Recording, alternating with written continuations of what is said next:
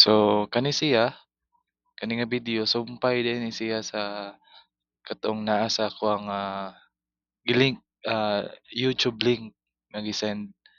So diri nga part kani nga video i-discuss nato or i-demo nato kung unsaon pag-add og candidates since wala nato siya na-include dito sa first video nato.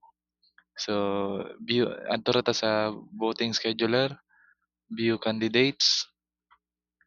So mo ni ang atong existing candidates. So puwede na 'to sila i-delete or i-edit ilahang, information. So unsaon pag, add og image each candidate.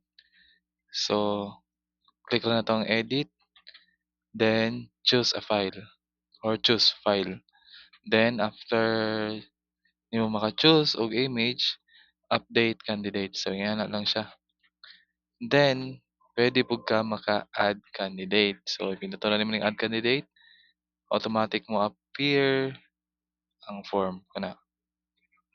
So mo ni siya. So ano, so puwede pud ta mo search. So makita pud nato diri natay 19 ka buok candidates. So atong schedule mao na.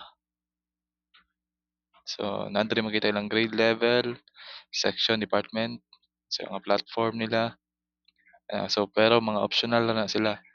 So puwede ra jud kay nga wala na as long as mabutang nimo ang full name o position nga ilahang kuan karon, daganan. So mao na siya. Then back to schedules. So katong mga bug diri nga part nga dili ta maka-delete. So later, so i-fix nato na siya. So mao ra 'to, daghang salamat.